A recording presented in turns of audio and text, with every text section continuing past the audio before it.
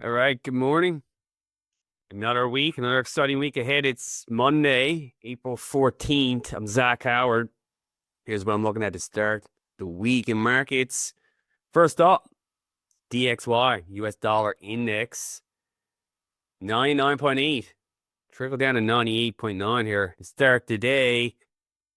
And it's at under pressure from last week with all this uncertainty. Look at this move on the week. DXY down 3.6% for a currency. That's pretty massive. And that comes off stronger euro, 113 against the greenback, and that yen continues to rally at 143.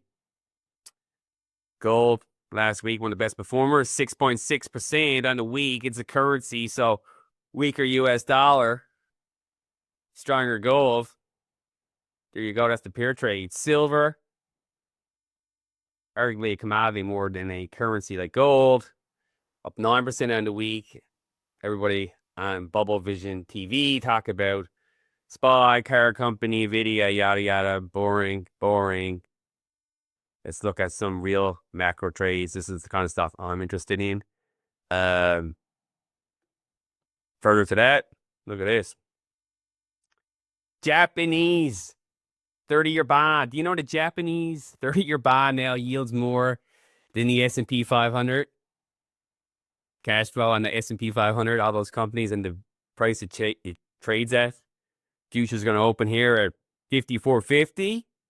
Another thing they're not talking about on Bubble Vision. So my notebook, immediate term downside in the S&P 500 today could be 10% from where it opens here, 54.50, whereas only about 2.5%, 3% upside. Especially got this massive big range in the VIX.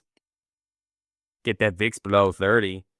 I'd probably be enticed to put someone in shorts back on, especially when you're seeing this dollar index. That's capital leaving the U.S. U.S.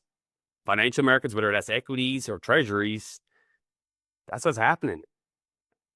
Just reality out there. You can have any narrative you want, but the world's changed the last couple of weeks here.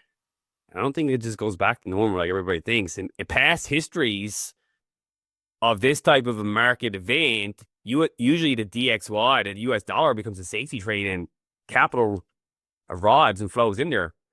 See VIX spikes over 50, 2008, 2020, 2020, 22. That's not happening here. Still lower lows in oil, natural gas, copper, all bearish trend. That's, to me, saying the economy's slowing, guys. But keep an eye on this Japanese bond yield, because the hardest goes like those Japanese government bonds. Like there's a lot of collateral tied up in carry trades and lower bond prices, lower bond yields, higher bond yields because lower bond prices and those longer duration trades. That's what I got for you today. Have a good day. We'll see you tomorrow. Cheers.